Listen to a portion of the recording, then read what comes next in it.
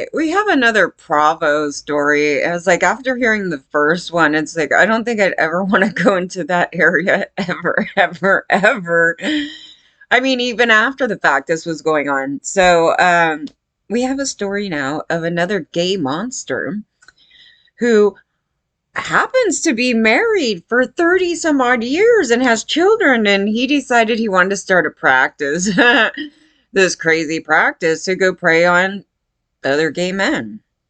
These guys are everywhere. Like, I am literally questioning this. I'm thinking like the majority of these guys are like in the closet, and then they're like these monster male subs, right? And then they go and prey on all these boys, and that's why they leave all the women out.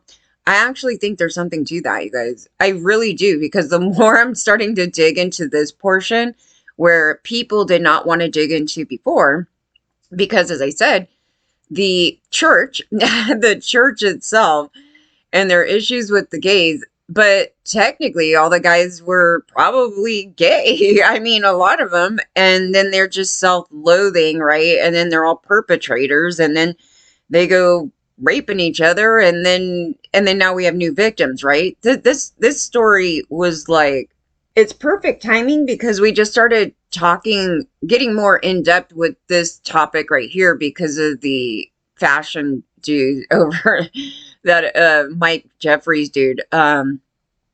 Yes, and it's kind of like I said, there was some hindsight stuff in it where I was like, yeah, we were kind of the framing. It's all about the framing, you guys, because the framing, if you're thinking about it in a consensual way when technically it wasn't, because consent, that nobody believed in consent, mostly not in 92, right? So we're telling people it's like nobody wanted this, so you're trying to convey this message, and everybody's like, oh, these men have the right to touch you. I mean, that's how they were arguing, right? The public. Okay, I have a problem with therapy today. I was like, I have a problem with therapy today. I really do, actually, for a number of reasons. It's used as an excuse and a weapon. And some of these things, I just want to be honest, because I was going to get into this field. I actually talked about that, where I was going to school, at least for the one thing. And then I was debating if I wanted to go in a more specific, like my thing that I wanted to target was like anxiety and PTSD. That was the areas where I wanted to get into. But, and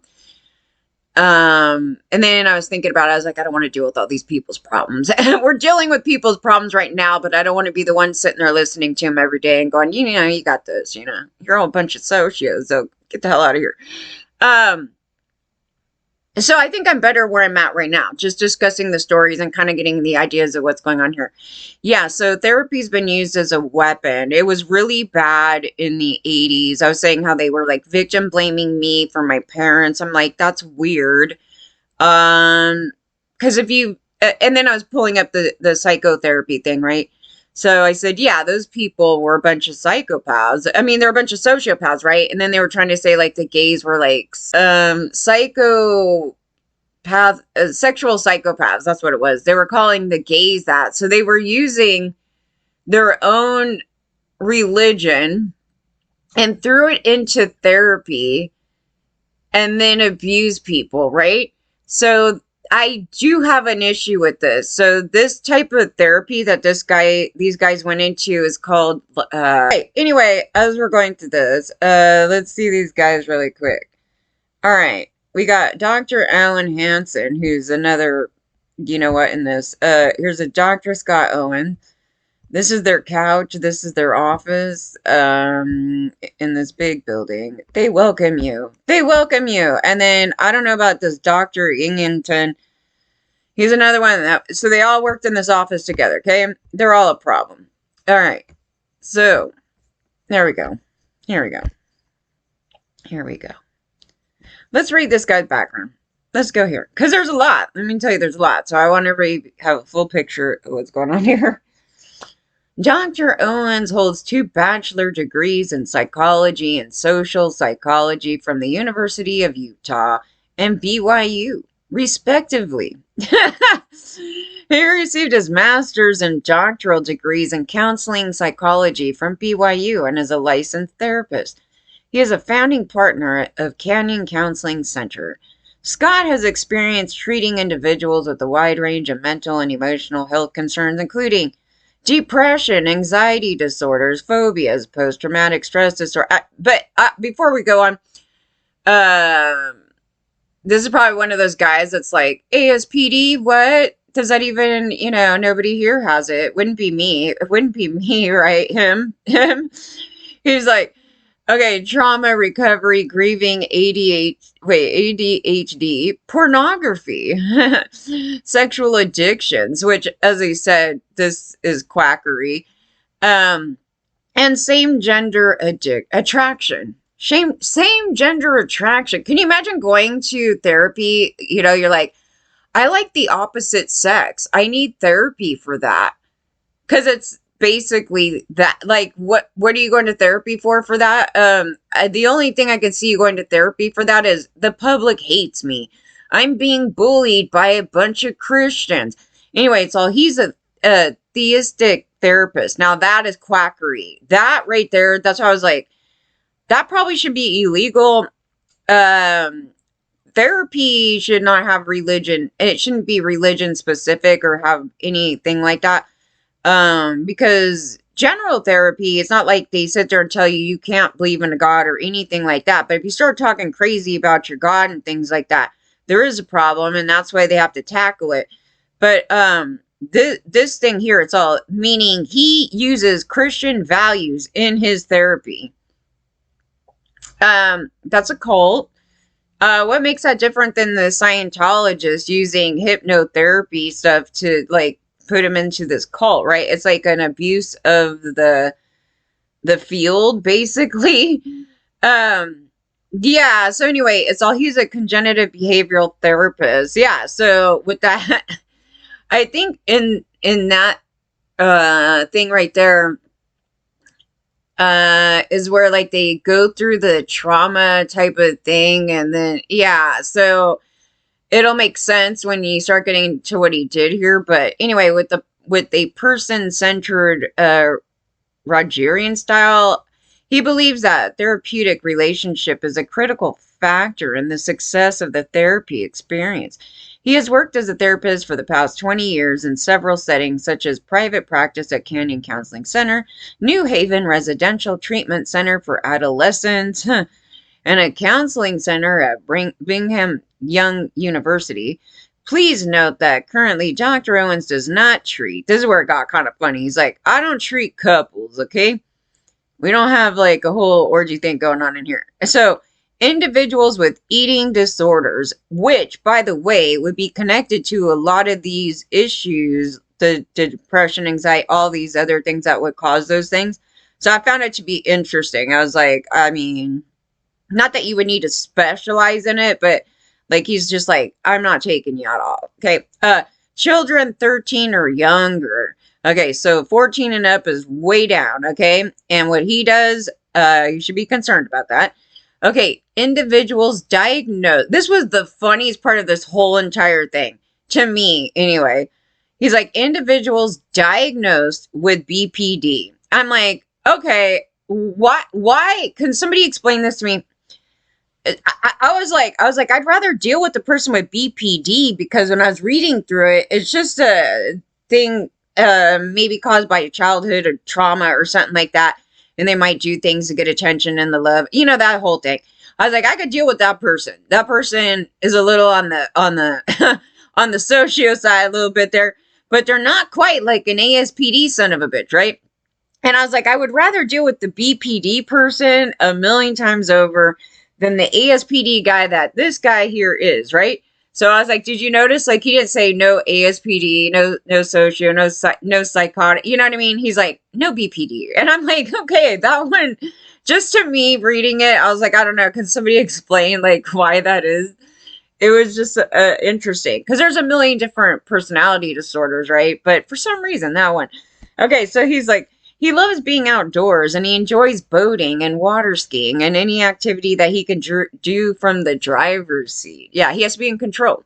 Okay? He has to be in control. He's making that clear. Above all else, he loves being with his beautiful wife and children. As a father of 3 and a husband of 29 years. Now, mind you, this was in 2014 when he had this, and it later goes to like 34 years. Yeah, he just changes the years that he's been with her like it's like some type of an accomplishment, right? It's not. But anyway, Scott brings firsthand knowledge of the importance of eternal, healthy relationships into the therapeutic process. Yeah, by cheating on your wife and molesting a bunch of guys. Okay, so, and I wanted to point out he has the baby face syndrome. Now, whoa, get back here. I do not know why, but I just want you to see it. The goo goo gaga face. Okay, so I would have already known this guy's creepy as hell. I'm just saying, guys. I that's some genetic thingy. I love how he has his little American flag on his like thing. You know, I'm a patriot. All right, back to the story. So now that you know his background, oh, I got to read one more person because he's also in the story. Okay, let me pull him up. So you guys know who these people are first. Okay. Holds a master and doctoral degree in counseling psychology from BYU too, and is a licensed psychologist. He's a founding partner of Canning Counseling Center in Provo, Utah. Alan has experience treating a wide range of mental and emotional challenges, including depression, anxiety disorders, phobias, post-traumatic stress disorder, trauma recovery, grieving, ADHD, pornography, sexual addictions, and same-gender attraction. So he's in the same garbage that the other dude is, right? He's trained in individuals, couples. He is trained in individual couples. He'll take couples, okay? Family and group therapy. Yeah, so I find that interesting. He's like, I'm not against the couple thing here. So, I mean, I don't know what he did in the therapy, but they're working together. And then his portion of the story comes up too. He is a theistic therapist and approaches therapy from a Christ-centered perspective. So he's another quack. And he has worked as a therapist for the past 20 years in several settings. Now, the past 20 years have been a living nightmare. And nobody cared that these guys were molesting all the kids. And so I'm just like, how many victims are there really, you guys? How many victims? Because 20 years ago was when the public was saying it was fine for me to get molested and touched by adult men. In 2014, when this website went up, I went and I started reporting stuff and was talking to government. And government was also saying those same sentiments. So you're all a bunch of rapists. You all rape kids. You all rape everybody. And you were anti-gay. So we had to go on march, right? To try to let everybody get married. I now feel guilty for even like promoting that anybody should get married because technically it's from your garbage religion. So here's the thing. You're all trash. Okay. So so it says, and no, this is massively abusive. So, it's basically like, the people that were involved in Scientology should understand that, how they start manipulating your mind when you start going into a therapy session. So this is basically that. And then it's just making people more ill on top of it when it should be helpful. And this is not how therapy should be going. I'm just saying, this is not. And I had issues with somebody else who was not even, they weren't Christian. They were more of a metaphysical type of therapist. And for some reason, in my mind, I was thinking, oh, maybe this person will be totally fine and they won't be like slamming down some Jesus crap on me, you know, in this session. And it turned out to be where I go, yeah, I don't believe in a God. Like I was totally like atheist, right, at the time. And then she turns around and goes, you need to believe in something. How could you not believe in a God? Yeah, she started browbeating me that I need to all of a sudden come up with believing in a God. And I'm like, okay, this isn't part of our therapy. And so, no, I'm saying that should never be part of therapy. So, yeah, so then that made me go, yeah, there's a lot of bad people in this industry, in the therapy industry. And anybody can claim to be a therapist. And like I said, it took me a lot of years, though, to really get down to the, mostly in mostly when you're talking about the anxiety PTSD thing or having panic attacks, right? So, yeah, I whatever I did there was successful. But it was from multiple things, you guys. It wasn't something you could just lay out and go, oh, just do this, you know? And not everything will work with everybody because it depends on you and it depends on the situation, what's causing it. and it's a trial and error type of thing. And at no time should you be throwing in a God in the middle of that. Because then, in addition to something like that, I was trying to explain this too. I was like, oh, okay, so what if you base like all your stuff on this religion, right?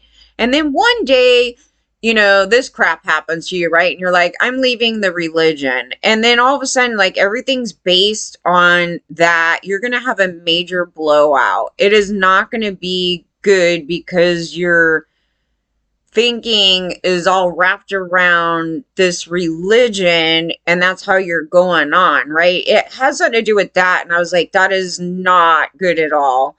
So yeah, so now these guys are hella messed up from this thing here.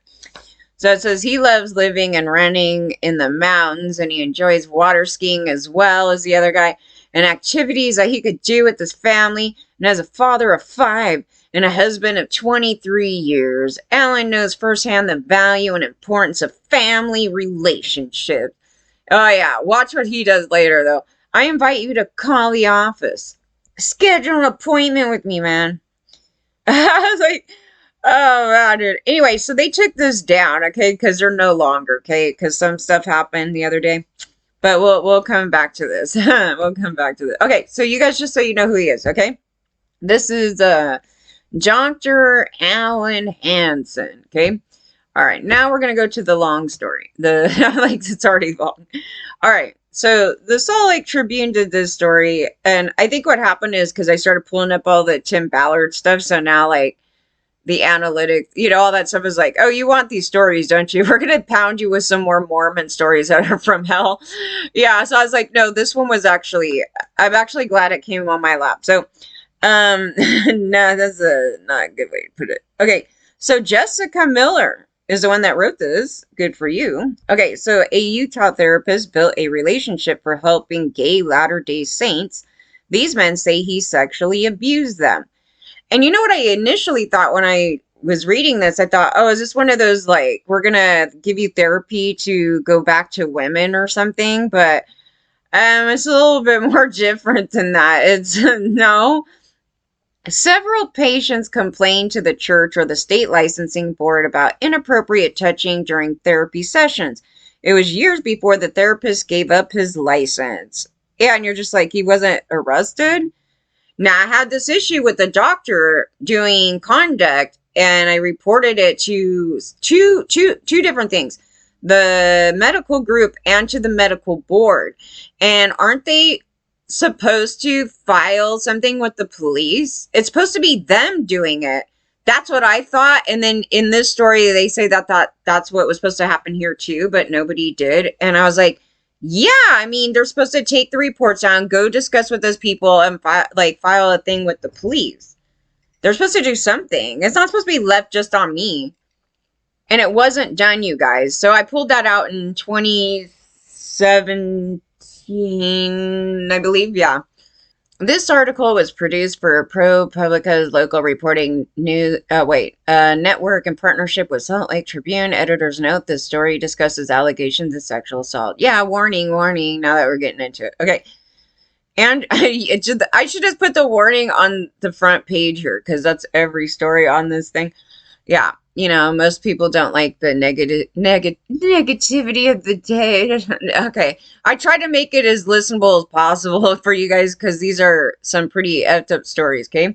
And by no means is any of this funny, and nor is everything is really serious here. And even if I say a story of mine that may sound funny, it was absolutely not funny at the time. And because the topic is so really serious, I know that some of the ways how I had to deal with talking about things to make it more palatable, yeah, people can tend to stomach it a lot more than just, because you have to sit here and listen to it all day long, all these things, and you would literally go mad, right? But no, this one is going to touch on something that's like, what in the hell, dude? Okay. Like, I don't know if I really want to be pushing a lot of that on everybody right now because I don't have a lot of trust in that system right now because I think they're completely wrong on not diagnosing certain people with ASPD. I honestly do. That's number one.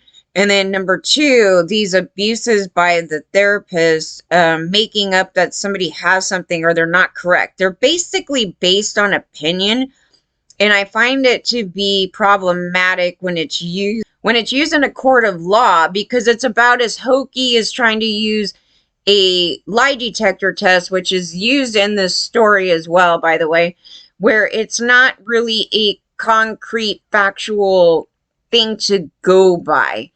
Because I can have an opinion about something today that someone's this, and they might sit there and conclude later, let's say just like a decade down the line, oh, they were born with this one problem in their brain that causes, some, you know what I mean, some other whole other thing. And then the whole time, like, it was put under this other thing, right? You know, they used to abuse the kids with autism and stuff. And so it's not something it's hard to say like how it's just there's something with that I'm not really comfortable with, mostly being used in a court of law.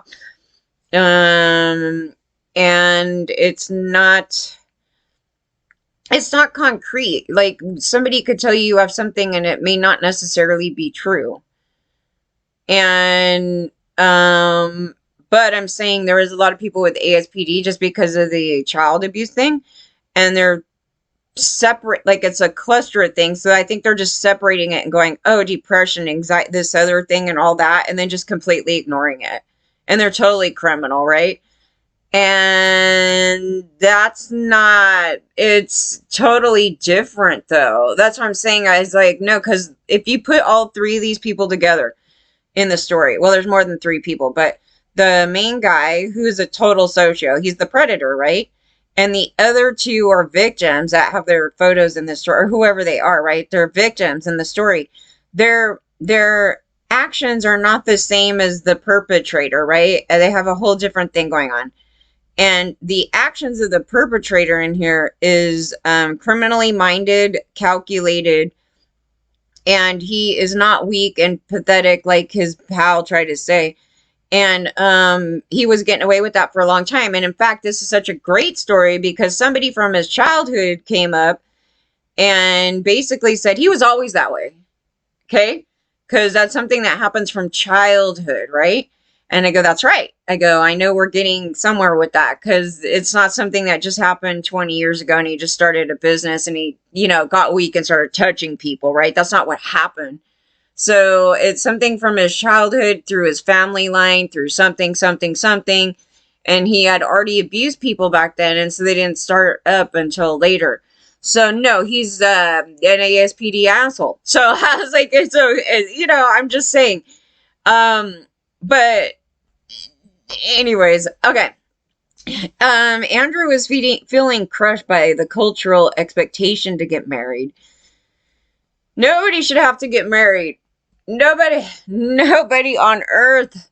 Okay, so 22. See, it's affecting men too, you know, but they're the ones that wanted to push this crap, right? So it's not women's fault. It's the men. It's the white man. Yeah, so 22-year-old, he had just returned from a mission. I told you these mission guys, they're that was interesting.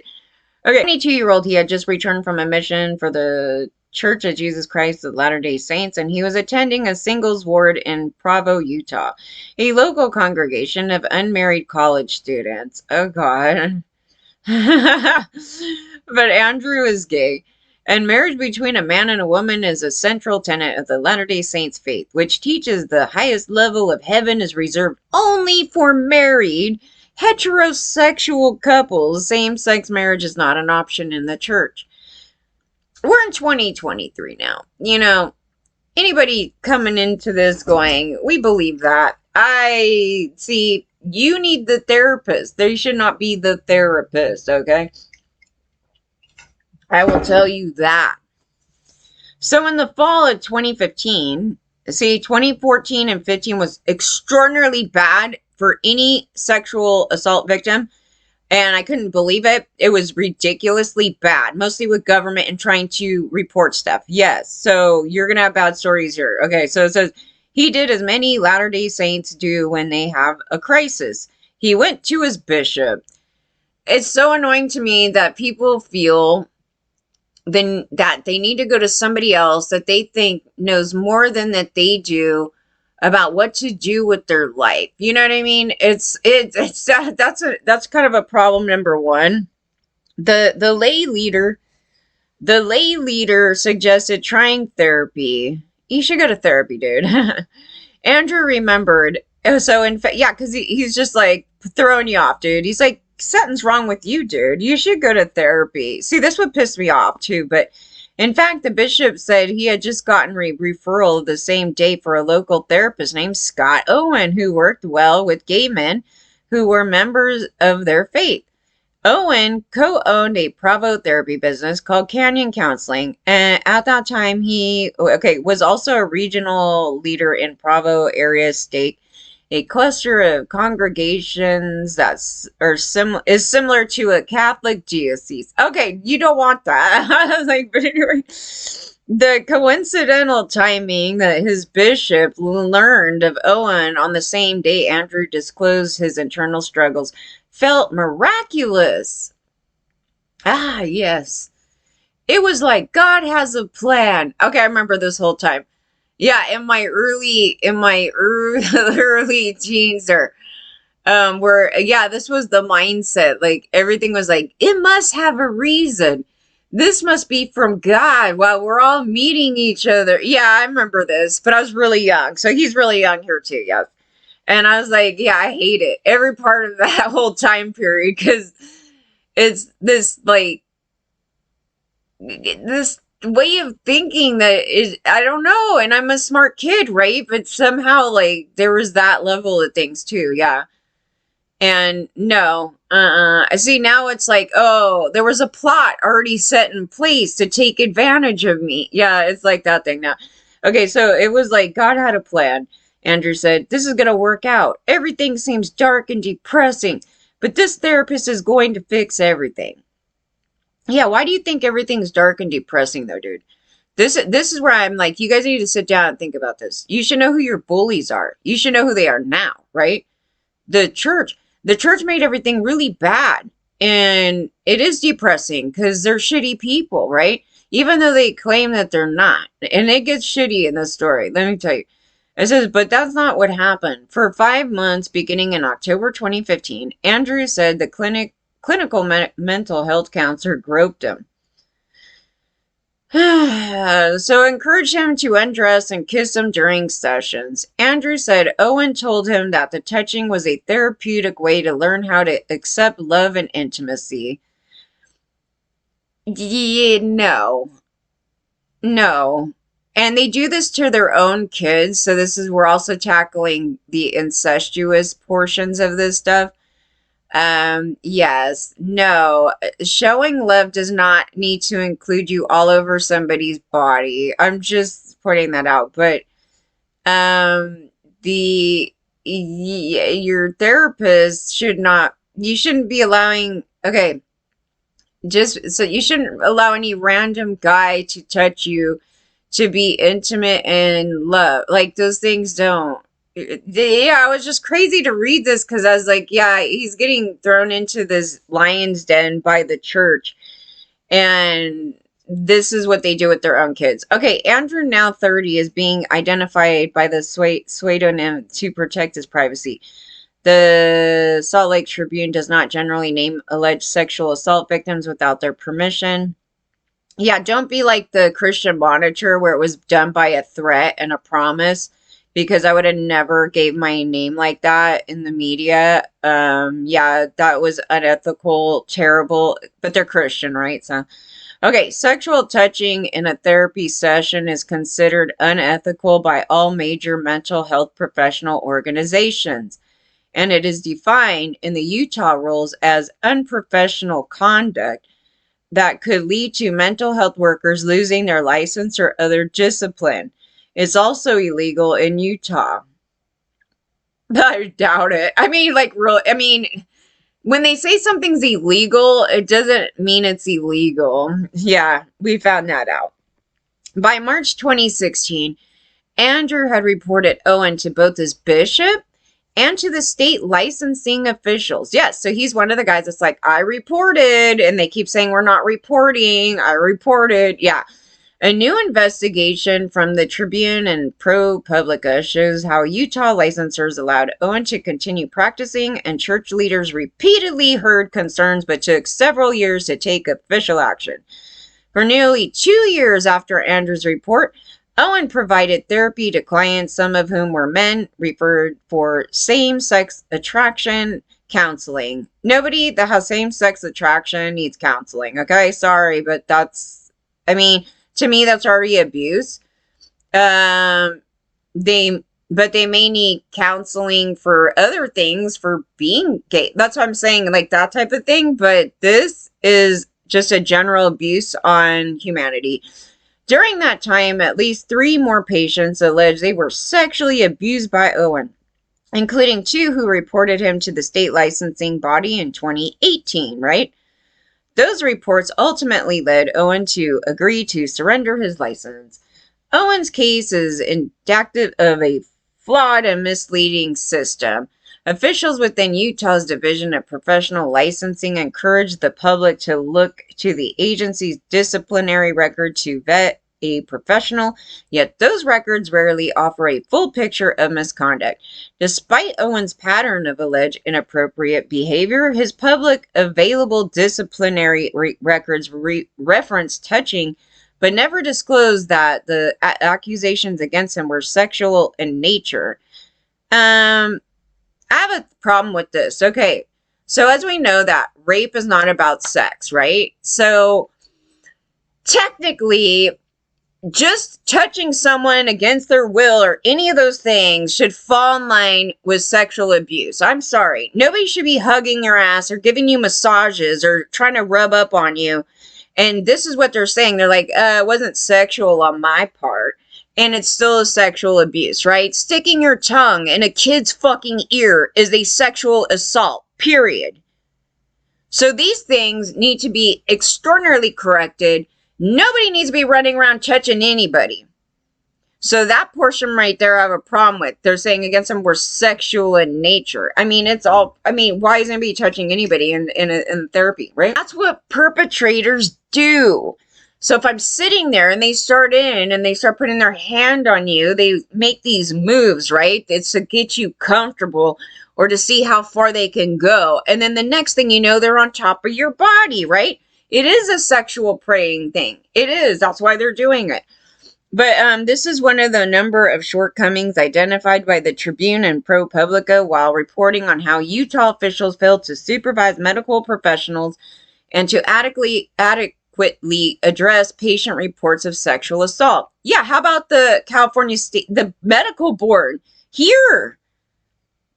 It was clear cut that this was a sexual abuse what happened to me. And they laughed, like the guy that took the report was laughing, and then they assumed it was from another guy. I go, the doctor was a female, actually. I mean, I got females just to try to avoid that type of thing, but lo and behold, Owen, a large frame bald man with dark blue eyes who speaks with a drawl, built a reputation over his 20-year career as a therapist with Christian values. You should already know he's a predator. I was like, just that Christian values thing. And also, therapists, because in the what I've been pulling up, right, in a lot of these abuse cases, the Christian homes were the abusers.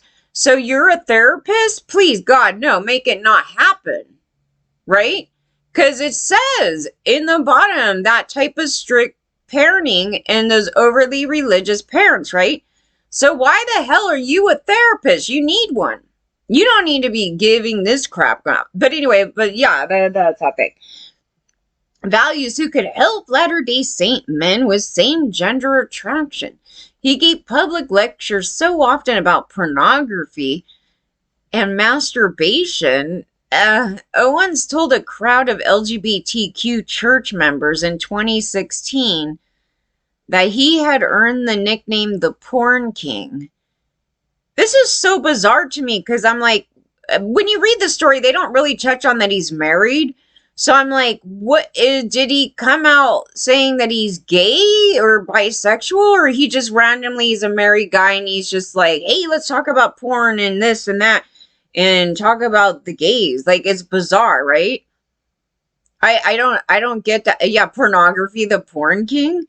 Was he what the hell? I don't know. Like, this story didn't make sense to me because it wasn't like anti that whole thing. He's like promoting it. I don't know, you guys. I don't know. It really confused me. Although Owen, now 64, responded to initial email from a reporter, he did not answer detailed questions sent to him via certified mail. Officials with DOPL say that given the evidence that they had from Andrew's complaint, they believe they responded appropriately. But communications between Andrew and an investigator suggest that the agency's actions rested largely on Owen's denial than anything improper had. Oh, it always does, right? They always go, oh, victim, tell us what? Let me ask the perp. Oh, he said he didn't do it. Okay, case closed. They always do that, right? Always. Like, I don't know of any case where they hadn't done that. They always lie on, let me ask the perpetrator if he did it. Oh, he said he didn't. Okay, so, yeah. Like, they're going to sit there and tell him that he did that. Owen's denial that anything improper had happened and failed a polygraph test officials asked Andrew to take, a tool that experts say is known to be specifically unreliable with victims of sexual abuse, and that some states ban for that reason. I think it should all be banned. I think the whole polygraph is dumb. It's probably the most uneducated thing that we have done in this system. It's stupid because we've seen all these rapists totally pass it because they're sociopaths, right? So it's just like, oh, I'm not even bothered. I lie my ass off, right? Versus someone who's sane and not an ASPD asshole where, like, if they lied, it would probably show. But victims of sexual violence, their emotions are all over the place, right? The anxiety thing, yeah, it's bullshit. We should throw that out into the trash. You know, I'm a human lie detector tester. So when I listen to people speak, I have a really good talent for doing this. Technically, like, I'll listen to people speak, and I can figure it out. Yeah, I can figure it out because of how they're talking. Yeah, I mean, so that has nothing to do with me putting them onto a machine. It has to do with their speech. So their speech and what they're saying, and when we go back to stuff, right? So for the most part, I can catch the liar. Sometimes it takes me a little bit longer because I need more info, right? But generally, yeah. So it's not through some hokey pokey machine, the poly. Can we burn it in a fire already? Church spokesperson Sam Penrod said the faith made an annotation on Owen's personal church record in spring of 2019. 3 years after Andrew's initial report to his bishop. An annotation is a confidential marking intended to alert a bishop to someone whose conduct has threatened the well-being of other people or the church. It can affect what roles members are asked to fill within the congregation. Penrod said in an email, the church takes all matters of sexual misconduct very seriously. This case was no exception. You know what I said about that line? Beware. Okay, because it's bullshit. That's a bullshit line, right? The church takes all matters of sexual misconduct very seriously. Okay, they don't. Okay, they promote it. So when you hear that, it's time to like lawyer up and go, you know what I mean? This is all bullshit, right? It says both the church and the licensing division declined to comment on whether they reported the therapist to the police. Because you know they didn't. Provo police officials said they had no record of ever receiving any report of sexual abuse against Owen. We take this very seriously. Then you see the reality, right? So this is when we know they're a liar, right? Did I need a polygraph for this? No, because I know how they respond. So when I hear that line from any human being, I know they're a liar, okay? So then what I would do is go right to I would have done what they just did here, right? So then they went to the police and they said, no, nobody did not know. Yeah, there you go. So you don't need a machine for that. Okay, touching in therapy. Owens pushed physical boundaries from the very start, Andrew said.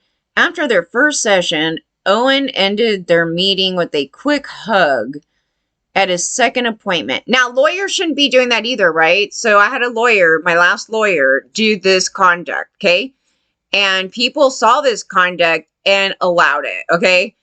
I had a major problem with this. So I was like, oh my God. And I'm in a position where I can't fight him right now because we were in the middle of this big lawsuit and I couldn't just fire him or do anything. And then on top of it, he was like suicidal and was saying that he had a dream of me. And I was freaked out because then he can come back and harm me, right? Let's say I went and reported him.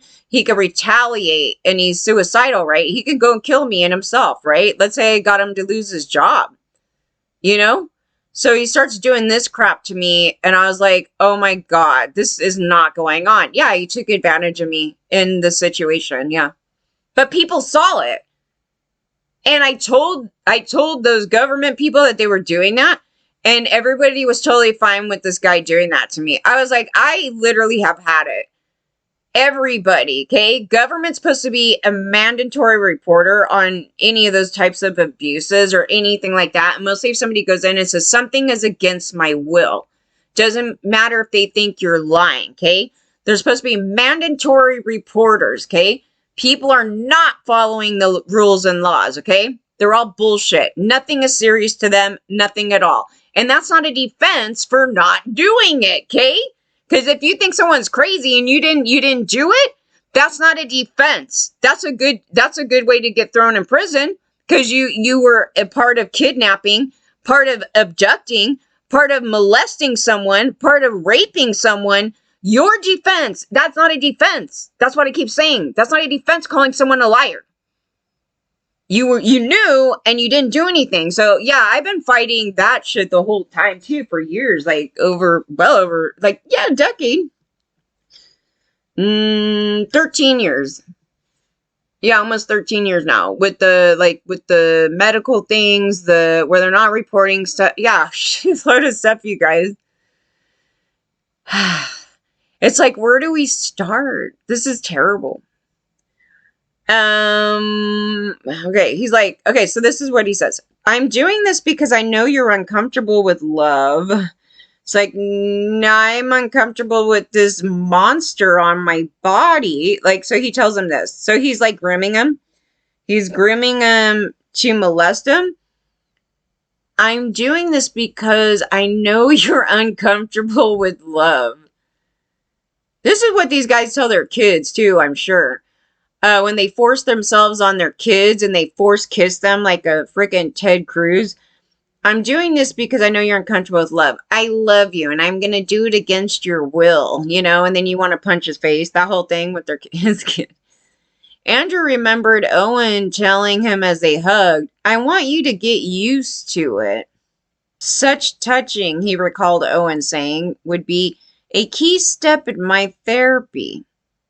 See, education would have got Andrew prior to the, like when it even started, to report him right away, like to stop it right away and just leave. But because the church keeps everybody dumb as shit, then, you know, and his bishop threw him into it. Like there's a whole thing here, but even regardless if the bishop threw him into it, nobody should be touching you at all against your will.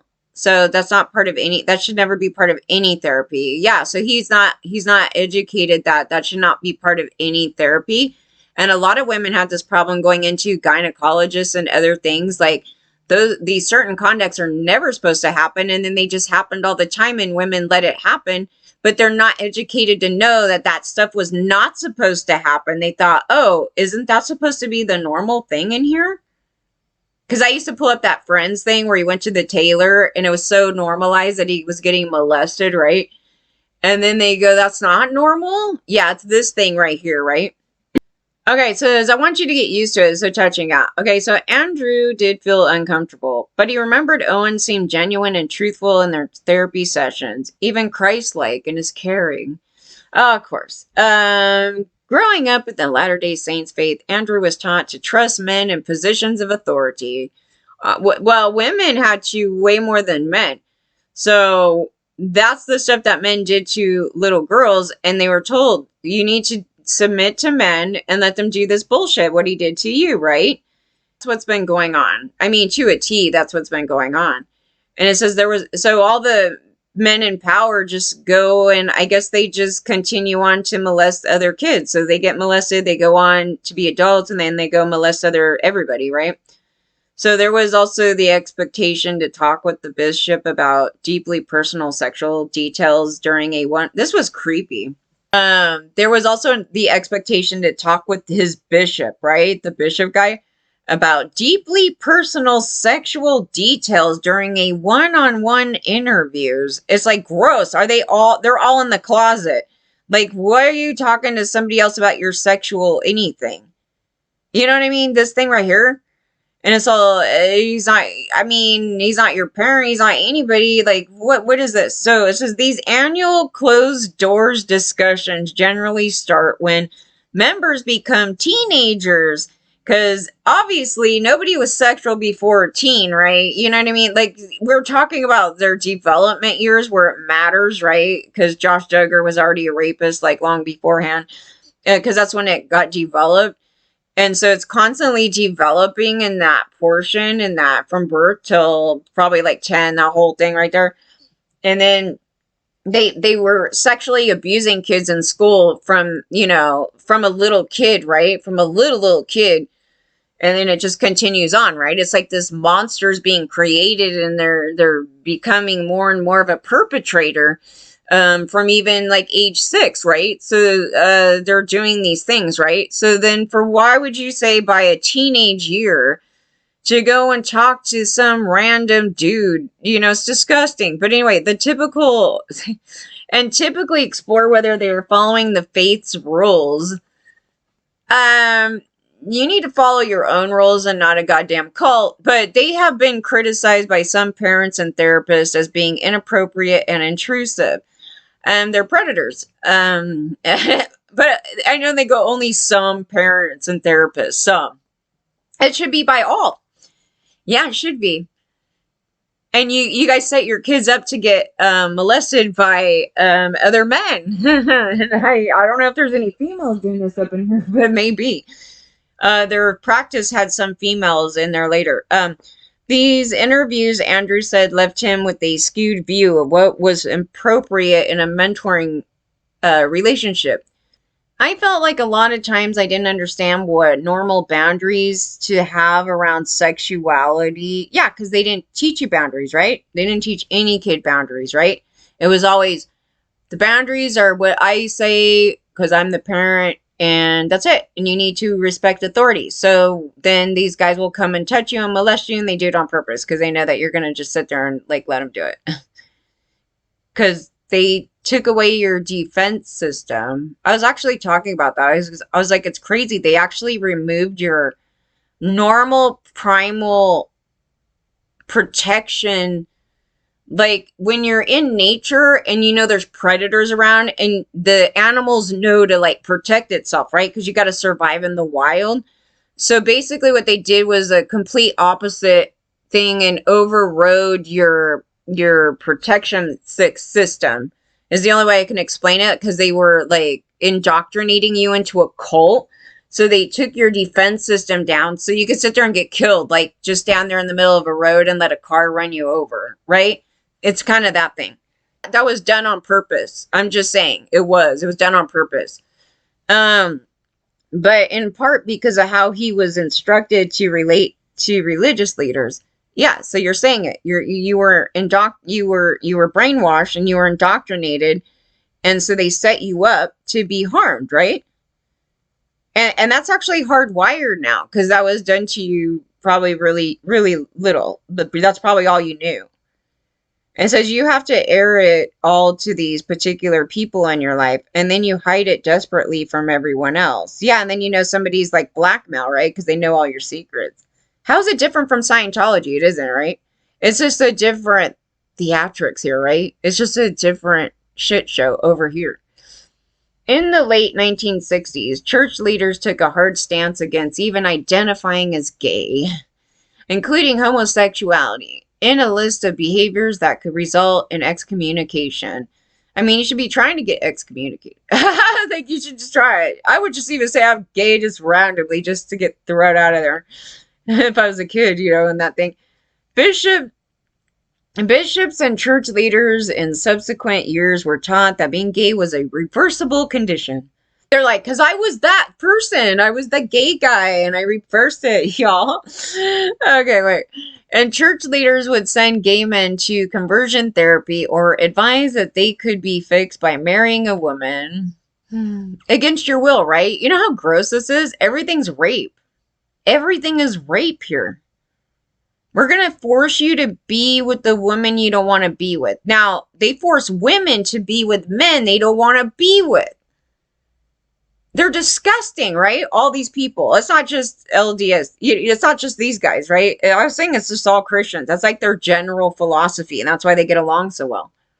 By the time Andrew began seeing Owen in 2015, the church had publicly acknowledged that its members do not have a choice in being attracted to the same sex.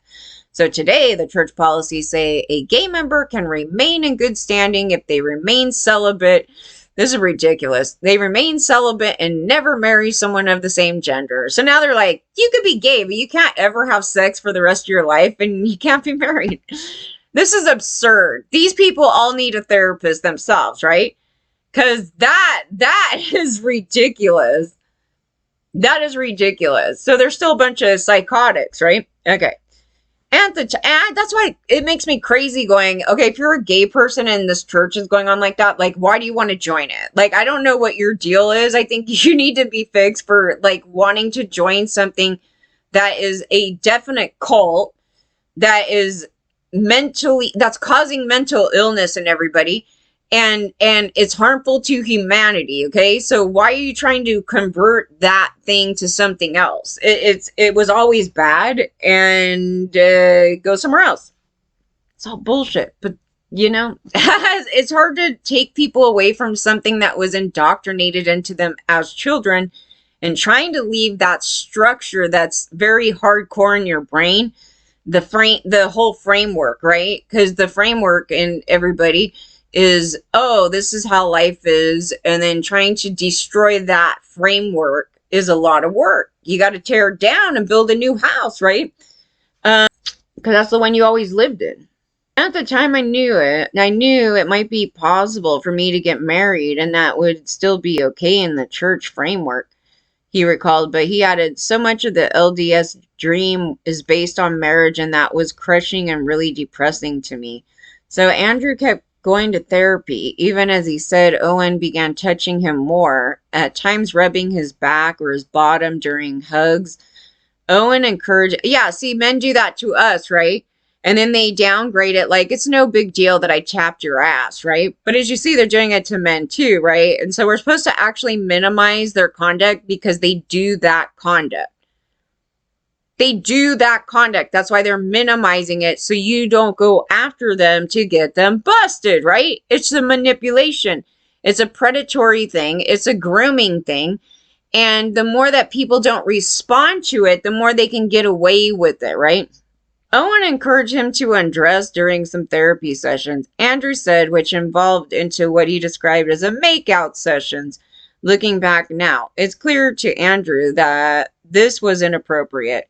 But in the moment, he felt desperate and confused. Yeah, because he's abusing his position of power, and you're putting your trust into a therapy thing, and this is what the guy's doing.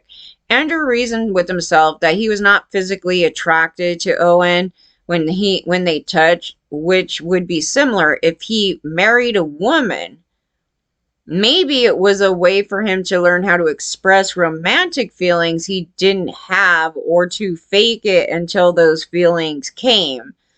No, that would just be grooming, because the grooming can cause a false sense of emotions, but it's from, it's just grooming. He's like grooming you, so eventually what could happen is you could all of a sudden have emotions toward the perpetrator, but they're not real emotions. I mean, they're real emotions, but they're not the emotions that you think they are. It has to do with abuse, and it's not good at all, right? That's what he's doing right there. So I couldn't accept that. That's the same thing. You will learn to love the beast, right? The whole Disney thing, like women with this monster guy. It's like you will learn to love this beastly man, and then eventually they may, for abusive reasons, but not. They never did. It was just a force and grooming. Okay, so it's like I couldn't accept that I was being taken advantage of. That's hard. It's a hard thing to be like, oh, I've been sexually abused this whole time. This was supposed to be my miracle. I know, and that has this thing. It's all gay away the prey. Um, in Andrew's room. Okay, so that's in his room. I was like, this isn't in the therapy section, is it? Decided to stop therapy in February 2016 as he wrestled with whether what happened had been abusive. He confided in a friend during a late-night study session at BYU campus a few days later. In an interview corroborating Andrew's account, she recalled urging him to tell someone. Within a week of stopping therapy, Andrew again found himself confiding in his bishop. Now his bishop is like, what the hell? Andrew recalled feeling like his church leader, who works as a livestock and pasture insurance agent for all the pigs, right? And he seemed confused about how to help a gay member of the church and whether this type of touching and therapy was supposed to be helpful. Yes. So the bishop's like, is there something wrong with the molesting and therapy? Yeah, this is the bishop, okay? He referred Andrew to another therapist who, Andrew said, told him Owen's alleged conduct was a gross violation of patient boundaries. Andrew went back to his bishop with this information, but the lay leader never reported that information to church authorities.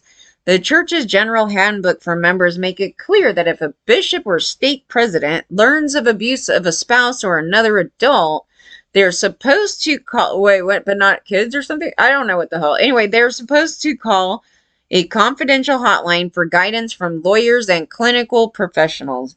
The bishop, whom the Tribune and the Publica are not identifying to protect Andrew's identity, said that he struggled to process what Andrew told him, and that he felt it was sufficient that he had encouraged Andrew to report Owens to state licensing officials at DOPL. The division is responsible for licensing Utah professionals from medical doctors to armed security guards to massage therapists. It is also charged with investigating misconduct and can revoke a license or put someone on administrative probation. By then, Andrew had stopped seeing Owen. Andrew's bishop questions now whether he should have said something to a higher church leader, but he said he felt the face guidance for when bishops should report alleged abuse to church authorities pertain more to something happening that needs to be stopped, like when there's abuse in the home. The hell?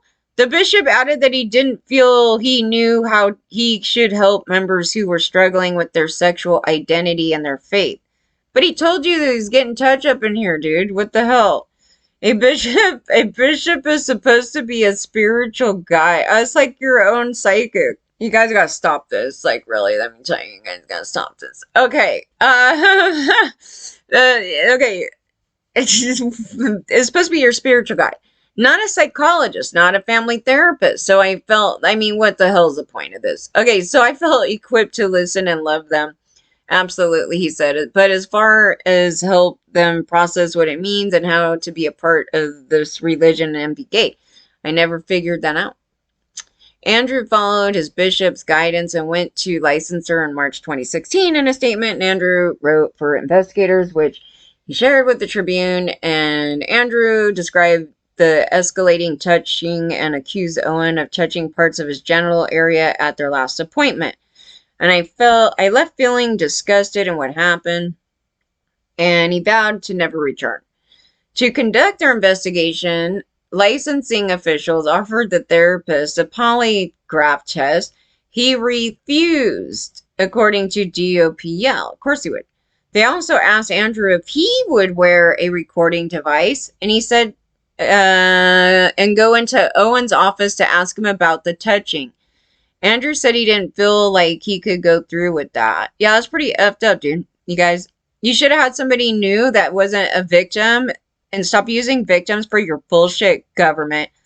Whoever's doing this, to go do that and stop using us as pawns for your bullshit. And then you get paid for it, right? These guys get paid for this stuff, and they keep using victims to be their pawns in this fucking bullshit. This pisses me off because it's putting them in danger, right?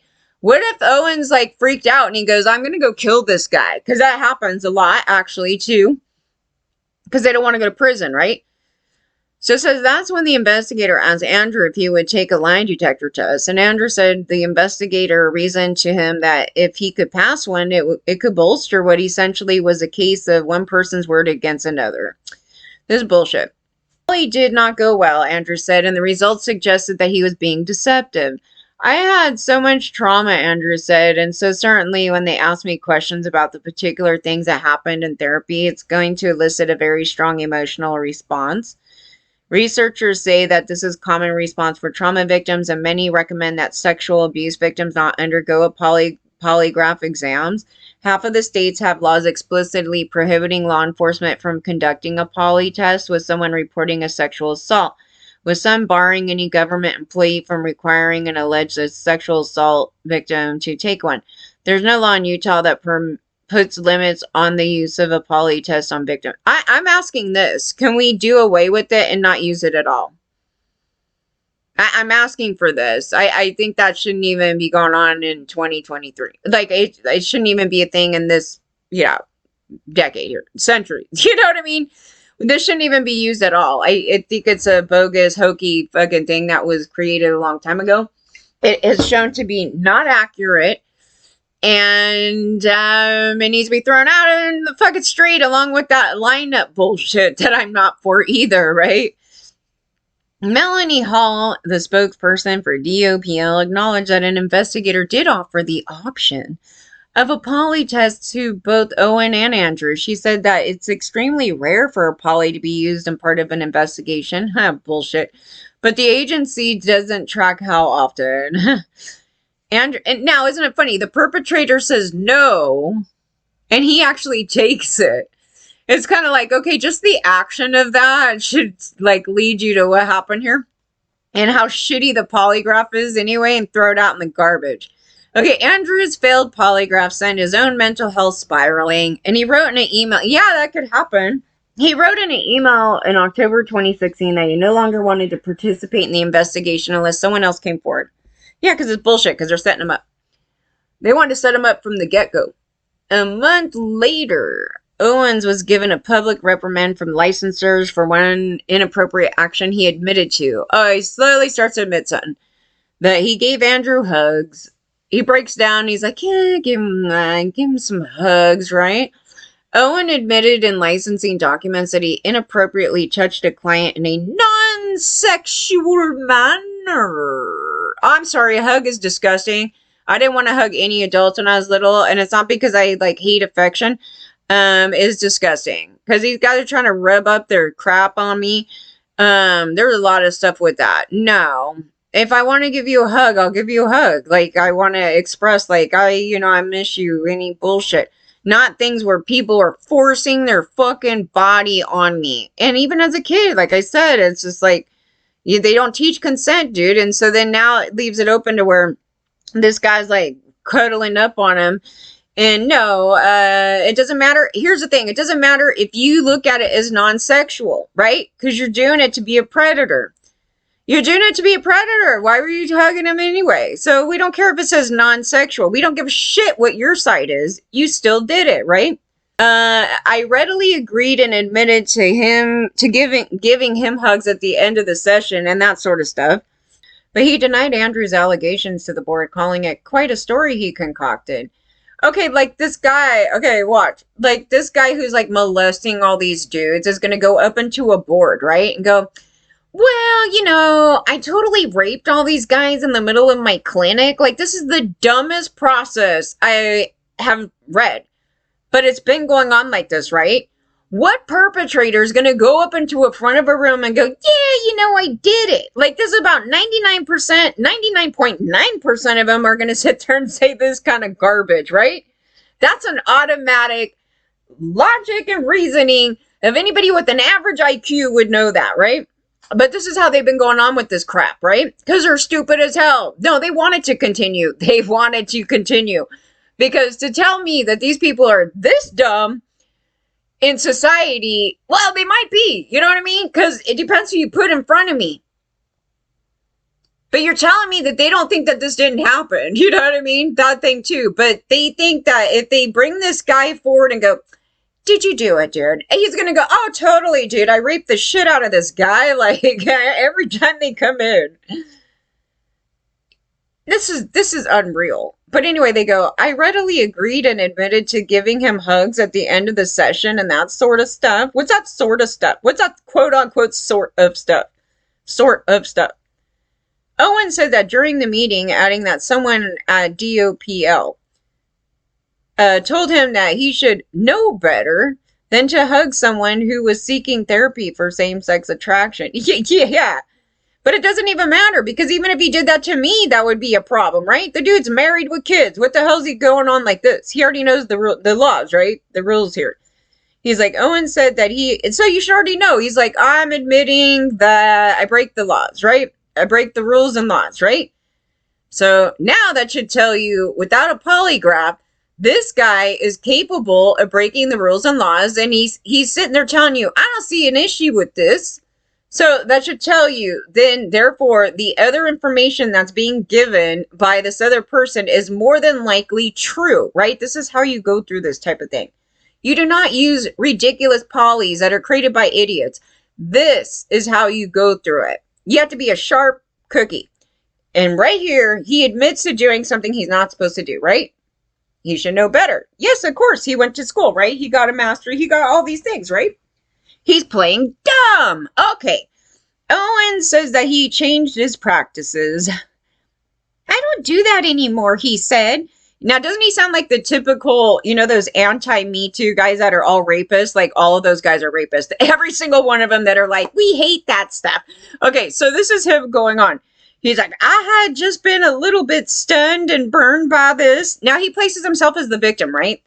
Even though he's doing something that he knows he's not supposed to be doing, he's the victim now. Totally, he's the victim. He's like, I'll shake hands and don't even like to shake hands until my office door's open and completely out in the reception area with my receptionist there. So now he's like doing that whole game. You know what I mean? It's like, oh, it's everybody else's fault. Somebody's trying to get me. It's not me, dude. I totally did something I know I'm not supposed to do, and I'm a liar, and, I'm acting like, like, what's your problem, guys? Okay, Owen left the meeting that day with the reprimand, but no other limitations on his license, and no need to tell other patients, right? I felt betrayed. Okay, at precisely the time a DOPL was investigating Owen and then publicly reprimanded him, another man living in Provo and attended the same religious university as Andrew was questioning whether the way the therapist touched him during sessions had crossed the line. Your parents, man, make me so mad. I was like, whoever's living in Provo. Okay, Jonathan Scott had been seeing Owen for 3 years. Okay. And he would continue to see him for 9 months more after the reprimand, and his allegations bear striking resemblance to Andrew's. But he was not aware of the licensing reprimand, right? And it would be years before he realized that his experience was not unique. Jonathan Scott, a reserved 32-year-old with curly ash brown hair, first started seeing Owen in 2013. Yeah, but the website, it's weird. I think it goes back to just 2014. So I don't know when he started the practice. But anyway, it says, as a lanky BYU student struggling to deal with childhood trauma from being sexually abused by his Boy Scout leader in Illinois. Now, we talked about them Boy Scouts. Yes, indeed.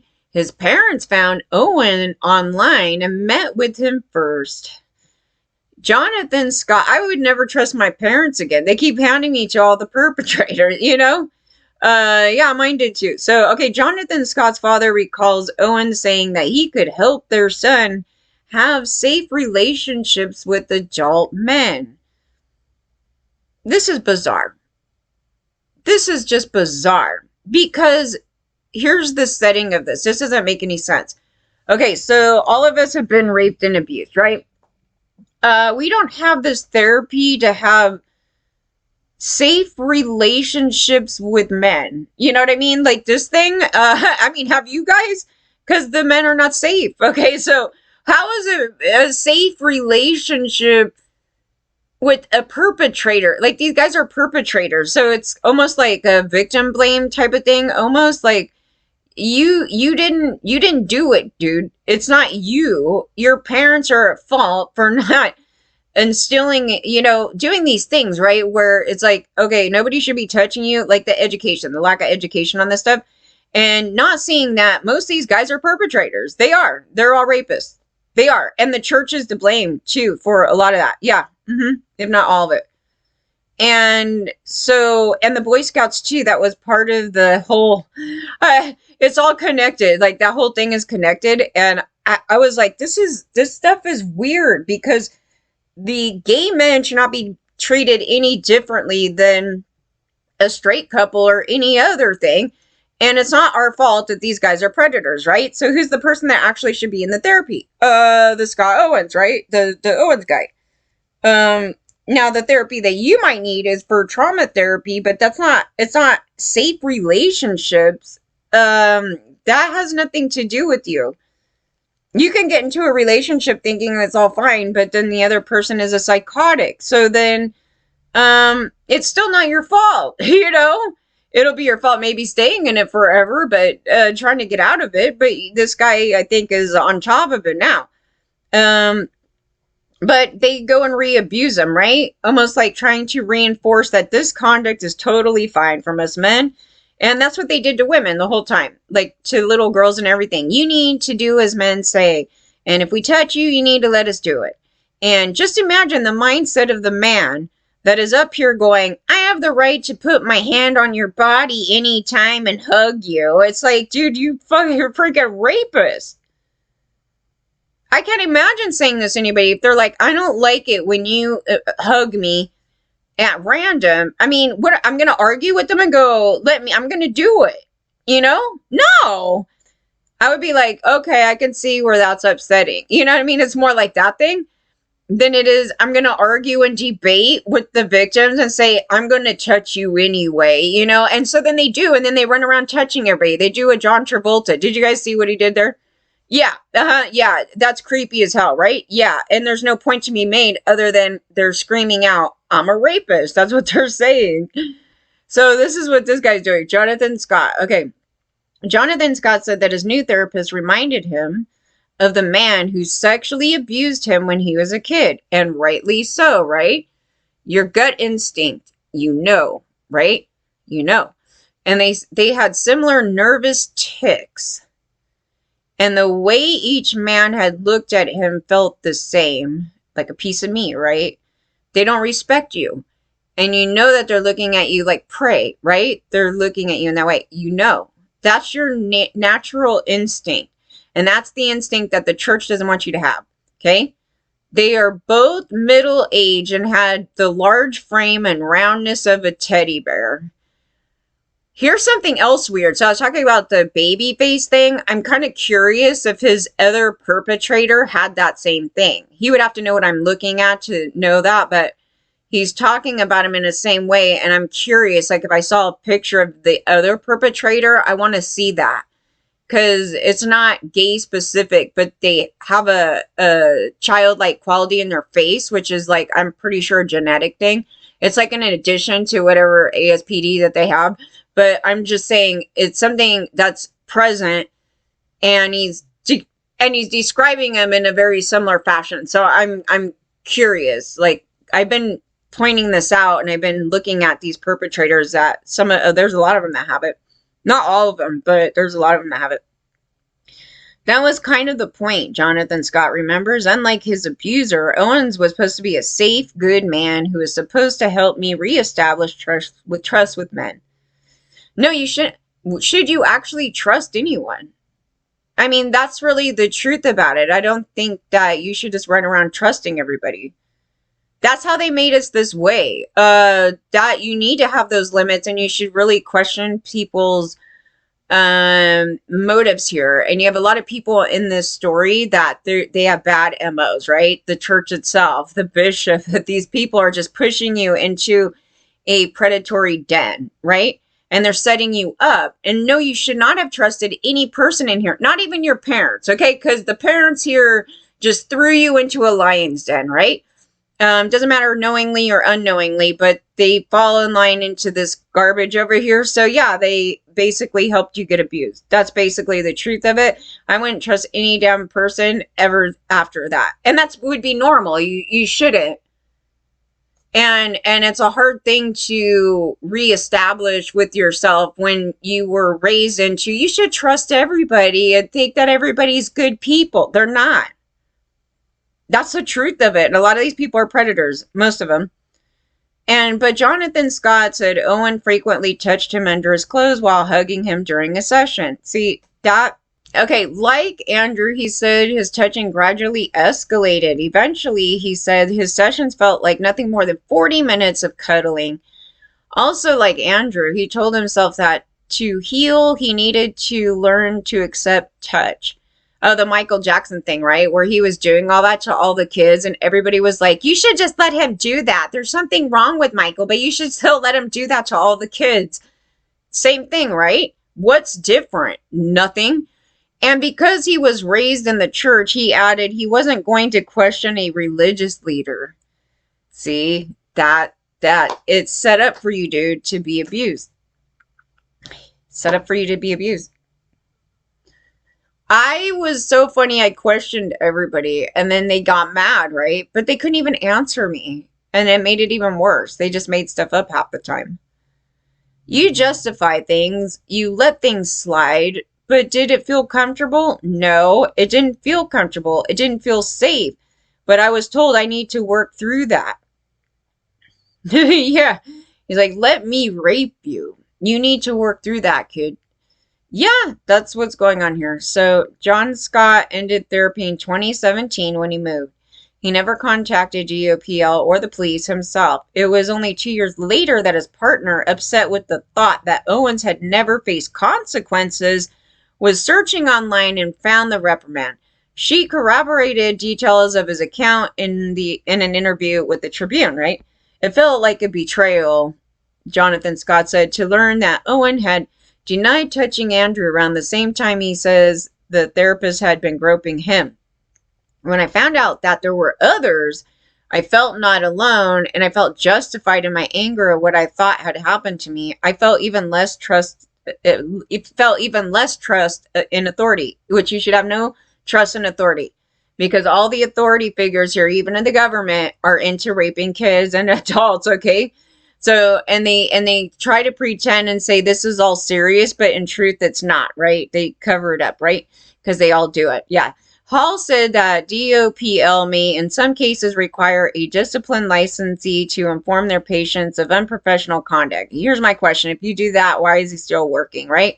It shouldn't even be a you get more chances thing. That's just should not be going on. They're sociopath predators, okay? It's not a thing where it was like, oh, this was accidental. It's not that. It's not that at all. Not at all. Though that didn't happen in Owen's case, Utah has no laws requiring this type of disclosure, and there are only 3 states that do require medical professionals disciplined for sexual misconduct to disclose that to their patients. Good luck at getting that, because as I said, they covered up the sexual abuses from the doctors, and it was through multiple people in the medical board.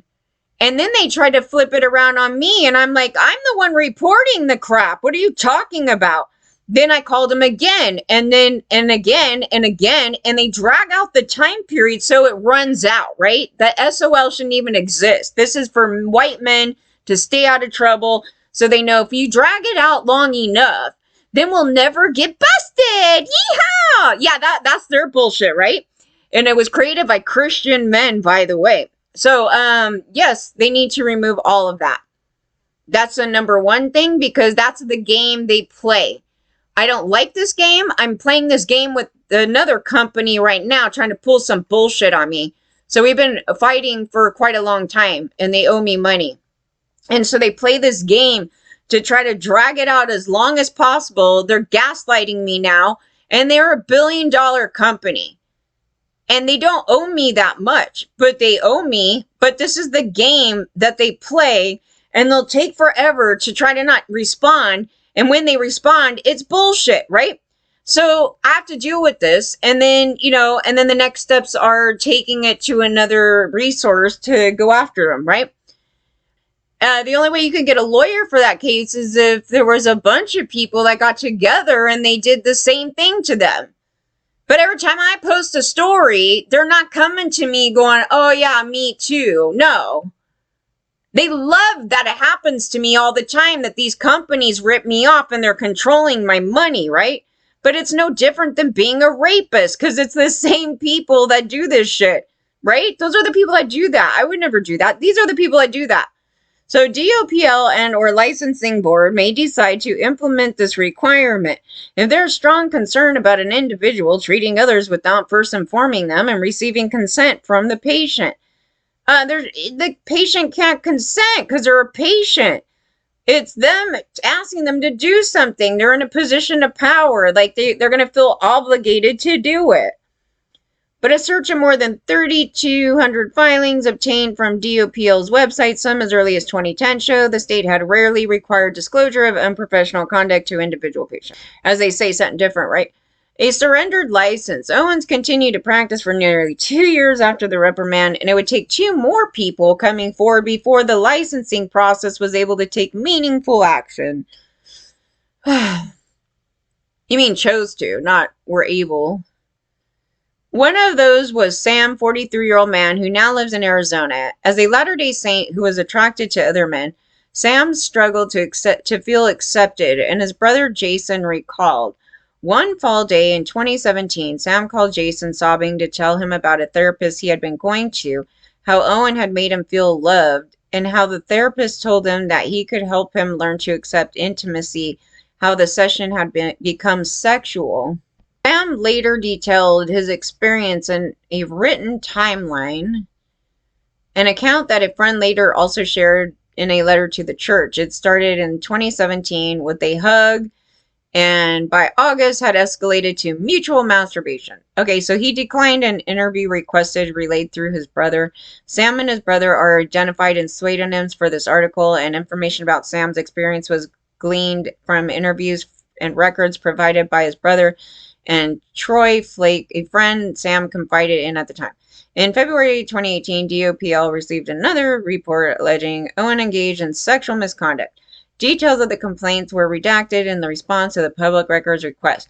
And in April, Sam himself spoke to a DOPL investigator and just got off the phone with the investigator. Sam wrote in a text message to his brother, it was pretty rough to explain to him all of what happened, and I'm glad I got through it and started this process. And then he wrote that the investigator had accumulated accounts from several of Scott's clients.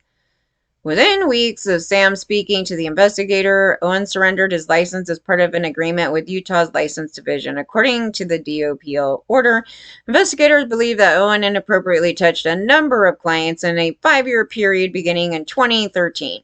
There was no reference to the sexual nature of those contacts, and when Owen surrendered his license, he was able to give it up while neither agreeing with or nor denying licensors' findings, right? Reports to the church leaders. Utah's licensing division wasn't the only entity that had knowledge of Owen's activities for years before he was censored.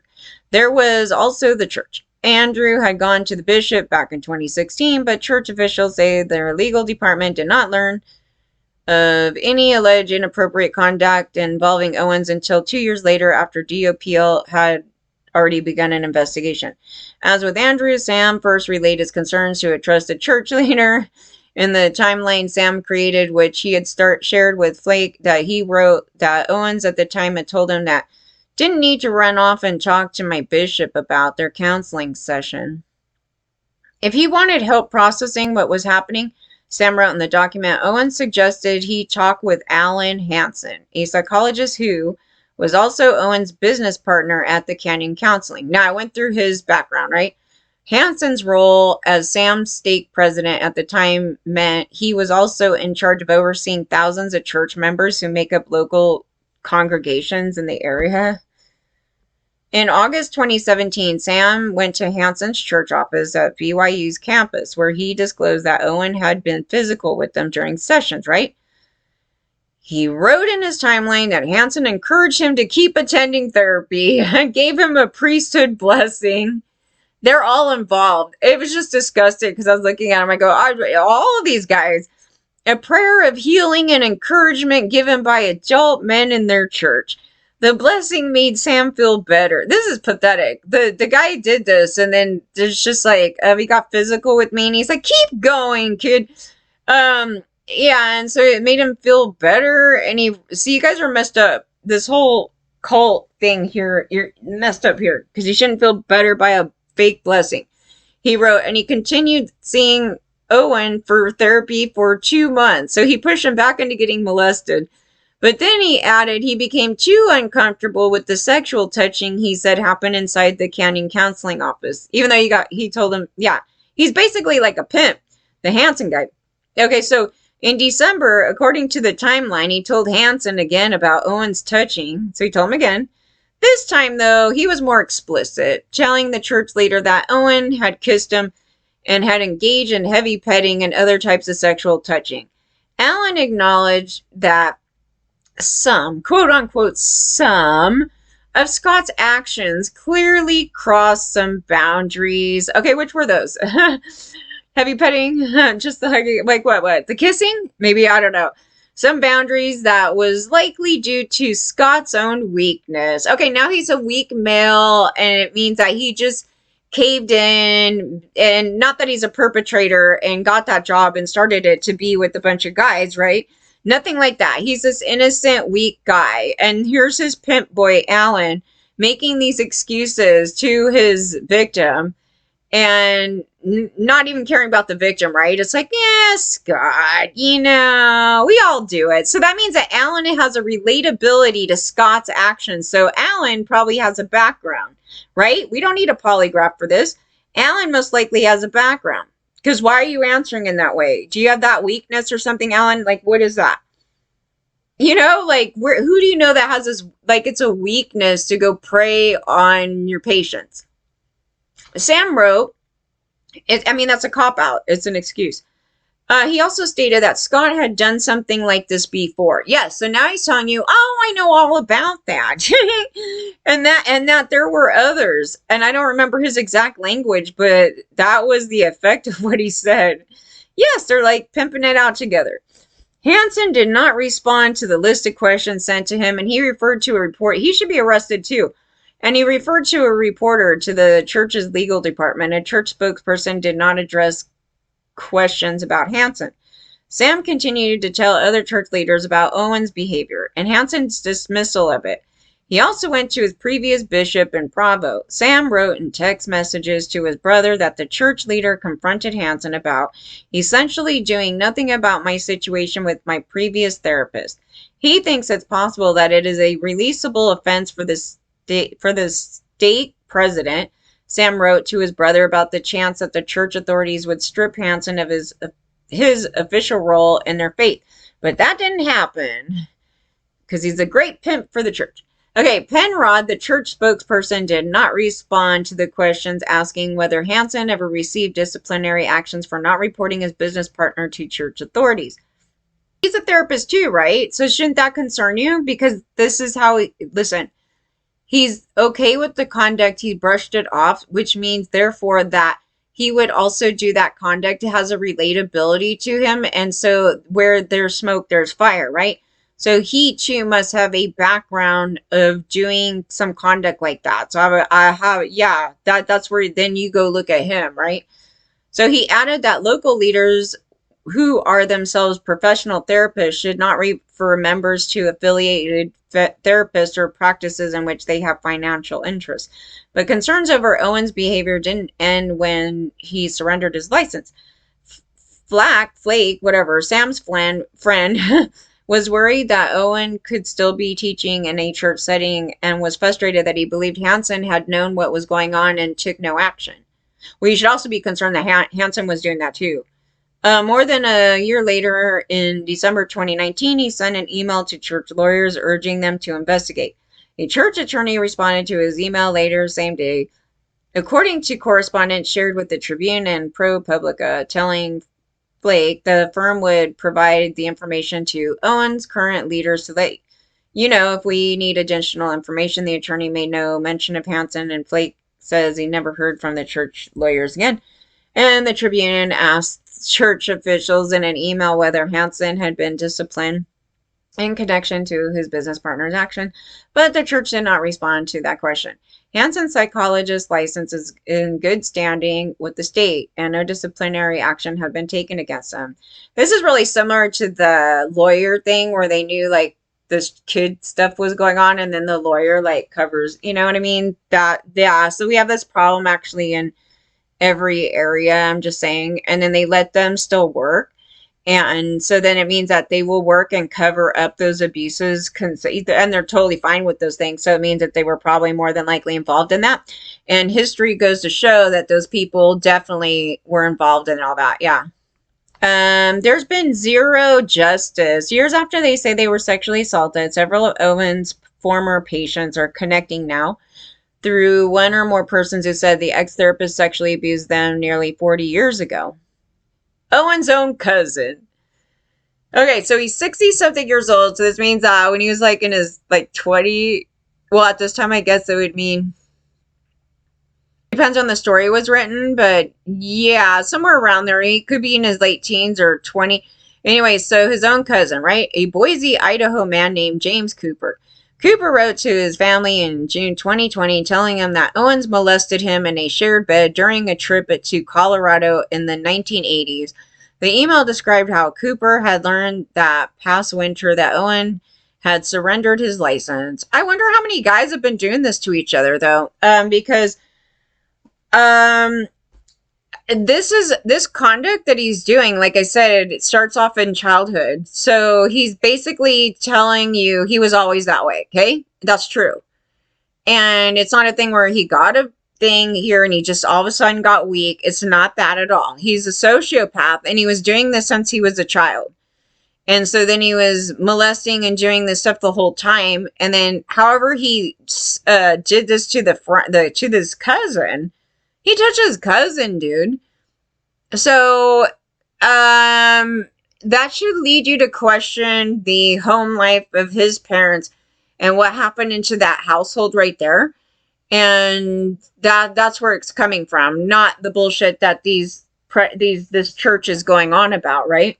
Nothing like that. So I'm more educated than that. I went to this BYU crap and got a, fake degree, I guess.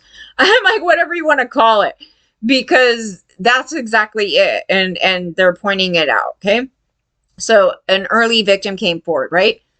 Now, Cooper wrote so he also sent a separate email to Owen, who denied the allegations and replied, I don't see this the same, but I'm sorry for your pain and hurt.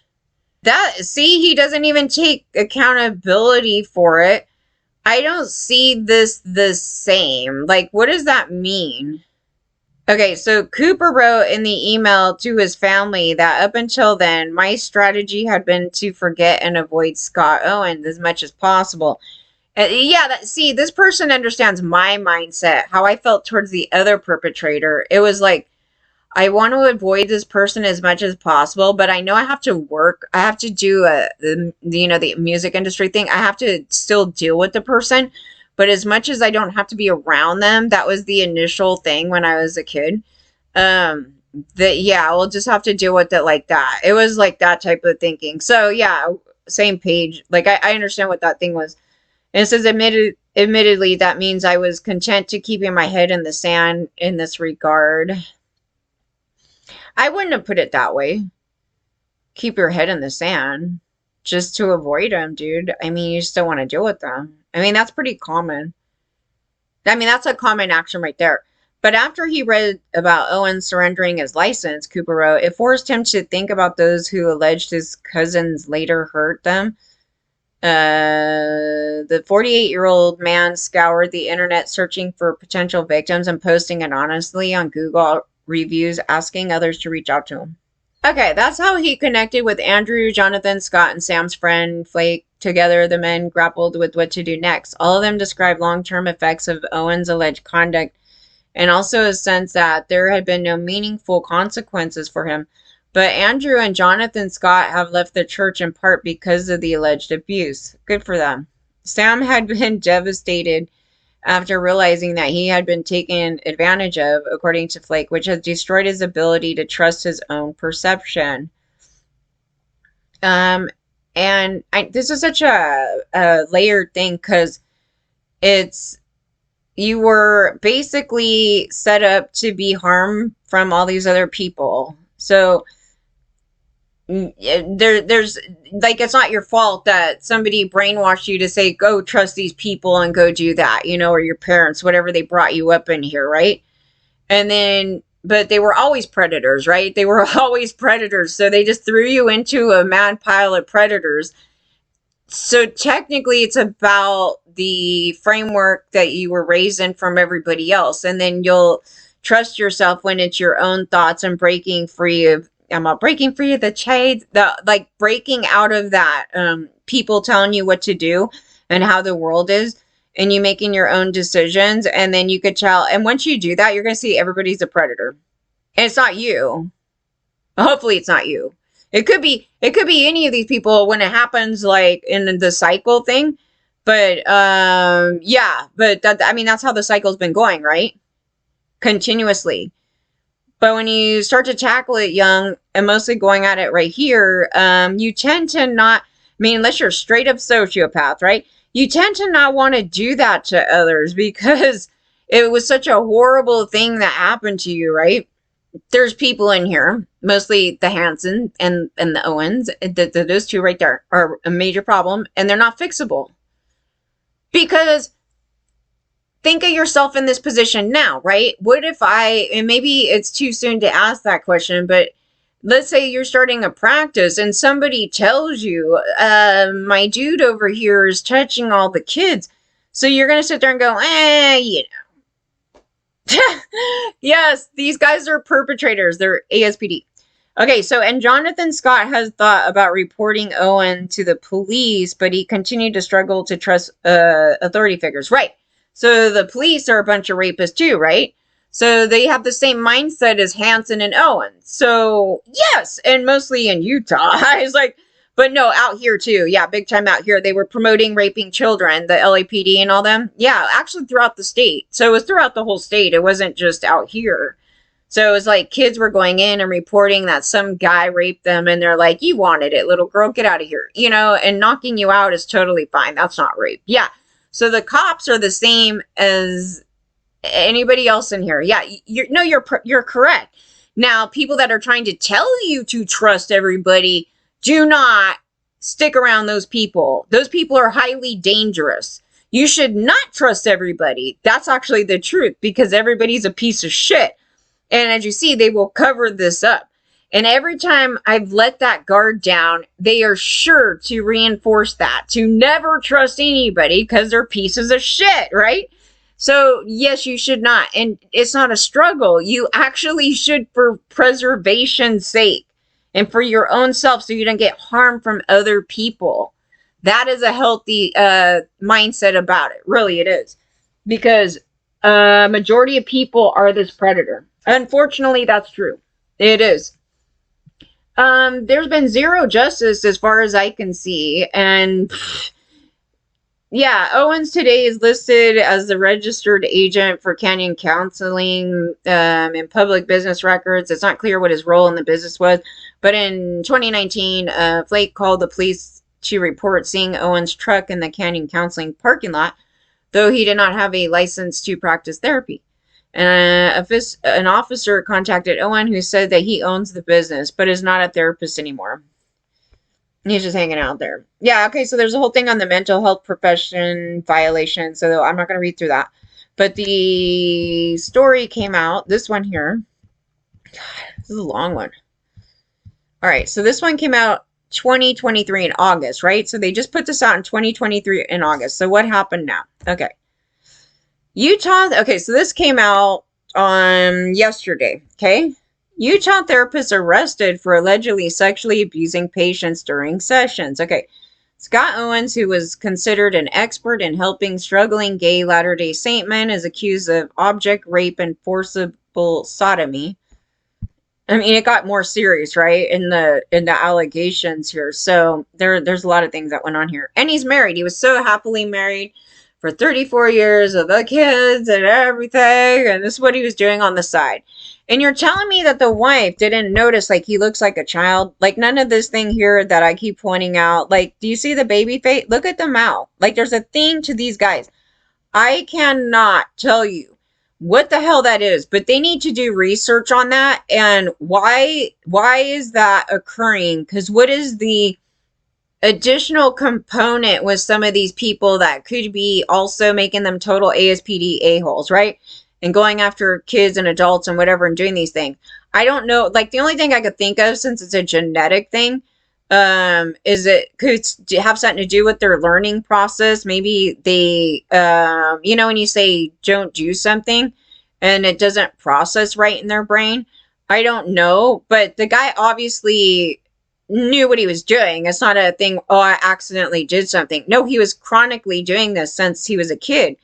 And the physical feature has nothing to do with your upbringing, right? It's not a thing from a abusive environment or anything like that. That's a developmental thing. I don't know what it is, but they need to look into it. He has it. Josh Duggar has it. I keep pulling out a million people that have it. And some of the people that have it, it's unknown on a few of them if they've actually perpetrated, but they have grabbed people and they do downgrade. I mean, they degrade women. They're sociopaths in their own way, where they make up stories and then pretend like they're victims to it in the same manner of any other sociopath, right? So it's just like this addition that's in some of them, but I don't know what would be the thing that's causing them to be criminal also with that thing. So I don't know. I don't know what to tell you guys, but I'll tell you this. I was like, I'm not into little boys, so even that little look on the face is quite a big turnoff. And I would automatically think pedophile. Like, it goes right there, okay? Then it goes, former Utah therapist Scott Owens was arrested Wednesday in connection with accusations that he sexually abused patients during sessions. Owens, 63, was booked into the Utah County Jail on suspicion of 6 counts of object rape and 4 counts of forcible sodomy. A Utah County judge has ordered that Owen remain in jail without the opportunity to post bail, finding that he could be a danger to the community and would likely flee if released. Owen has not been formally charged as of Wednesday evening, while the Salt Lake Tribune generally does not name suspects until they are charged. He was the subject of a recent Tribune investigation that detailed the abuse allegations of 7 of his former patients. The men accused the former therapist of touching them in ways they felt were inappropriate during sessions. Owens has not responded to the detailed list. I hope they arrest all 3 of the guys that were there. The Hansen guy, too. Owens has not responded to the detailed list of questions previously sent to him on 2 occasions regarding allegations that he touches patients inappropriately. And what about the bishop too? Like, the everybody in here should be busted. It shouldn't be, oh, just this one guy. It's like, to me, when you tell somebody you're good at, you don't have an excuse. Like, it's just because you didn't know what to do or something like that, but you guys all covered it up. And then the worst is the Hansen guy. That's like, you go back over to him. Yeah, that dude, the pimp. Okay, so an improbable cause statement. The police officer wrote that the department had interviewed 12 former patients of Owens since August. Owens was arrested on allegations connected to 2 former patients, both who say Owens engaged in sexual contact with them during therapy sessions. That alleged touching included kissing, cuddling, and Owens using his hand to touch their anus. Wow. And one man also alleged Owens performed oral sex on him.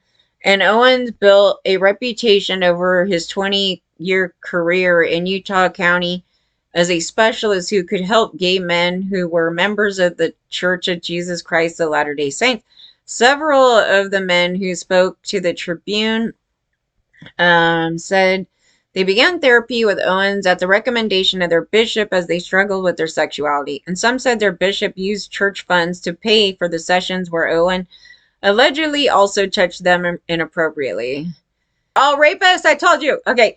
In newly filed documents, Provo, oh my God. Okay, this is almost over. Provo police allege that Owen used his position of trust as a therapist to coerce his patients into engaging in kissing, cuddling, sexually touching during therapy sessions. According to the arrest record, the 12 former patients told officers that they began seeing Owen for the same sex attraction and told them that the relationship with men were broken and that therapy could help them have normal relationships with men and eventually women. This is the weirdest thing I've ever heard in my life. I'm going to help you have a normal relationship with me, a man. And then eventually we're going to get you into liking women again. Like, against your will, dude. Like, so we're going to groom you and rape you and flip you back on over. You know, like this thing, I didn't get it because I was like, what is this crap? But the men told police. Okay, so from there, the patients allege Owen would engage in touching that some say became increasingly sexual in nature. Well, you shouldn't be touching at all. See, this is the thing. No touching. All touching is sexual like that. Stop touching your kids. Stop spanking your kids. Stop using it as an excuse to touch everybody. And it wasn't sexual. We don't care that it wasn't sexual. You're touching people's body, okay? Like, I'm tired of this, like, bullshit right here. I am.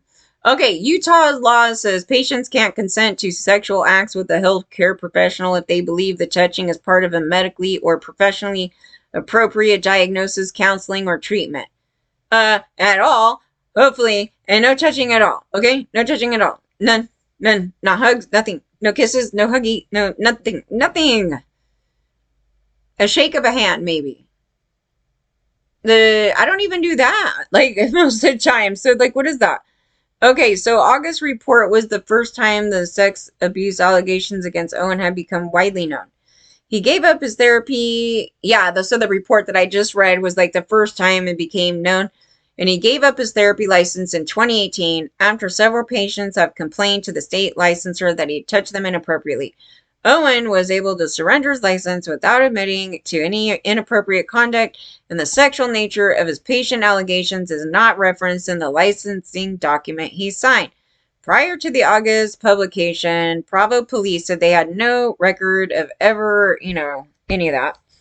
Both state licensors and local leaders in the LDS church knew of inappropriate touching allegations against Owen as early as 2016. And the reporting showed, but neither would say whether they ever reported Owen to the police. But in Utah, with few exceptions, the state licensing division is not legally required to forward information to law enforcement.